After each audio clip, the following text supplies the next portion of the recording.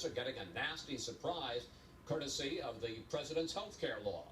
Correspondent Kevin Cork has that story from the White House. Administration officials concede the tax penalties could come as a complete shock. For the first time since the Affordable Care Act, Obamacare became law. Taxpayers now face the prospects of paying the government for not being properly covered by health insurance. It is true, according to CBO estimates, that it is possible that millions of people could be affected by this. Affected because between 4 and 7 million Americans received income-based health care subsidies in 2014 under Obamacare. But any income changes during the year, a raise for example, creates a new tax calculation.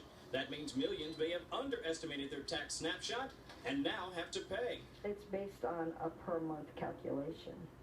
It's also based on their adjusted gross income. According to the Treasury Department, between 2% and 4% of taxpayers who could afford it had no health insurance for all or part of 2014.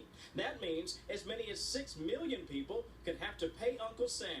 It's a significant challenge and one that we're concerned about. The IRS is concerned because despite hundreds of videos online and a website that boasts around 800,000 hits, millions remain unaware of looming Obamacare taxes. For some, it'll mean a smaller tax refund this year.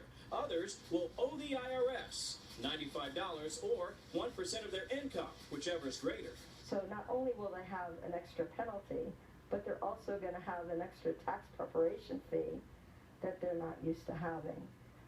So it's going to be expensive. And the White House offers this final warning. I think the last piece of advice I would have for individuals who may be watching us or reading this, who are concerned about having to pay a fee in 2014, is to make sure it doesn't happen again. Now that may sound just a little bit flippant, but some White House officials do admit privately they're actually bracing for the political fallout, even as the deadline to sign up for this year's marketplace closes February 15th. Chris? Kevin, thanks. The IRS is coming after people it feels have benefited from ill-gotten gain. But Chief Congressional Correspondent Mike Emanuel tells us tonight some of the people the IRS is using have questionable histories of their own.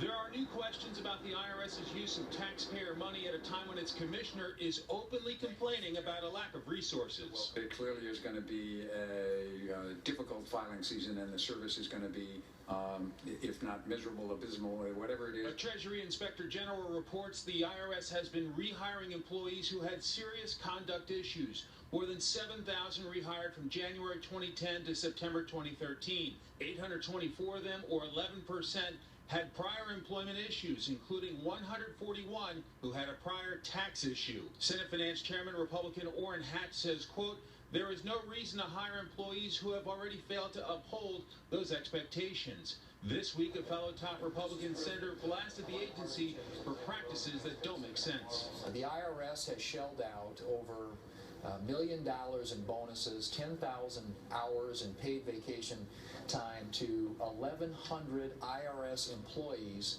who owe back taxes. There's also this new report from Institute for Justice, which says thanks to federal civil forfeiture laws, the IRS has seized millions of dollars from thousands of Americans' bank accounts without proof of criminal behavior. Among the findings from 2005 to 2012, the IRS seized more than $242 million for suspected structuring violations in more than 2,500 cases. At least 1/3 of those cases arose from a series of cash transactions under $10,000 with no other criminal activity alleged. The IRS now says it'll focus its limited resources on cases where there's evidence the money comes from illegal sources. Chris? Mike, thanks. Still ahead, he is rocking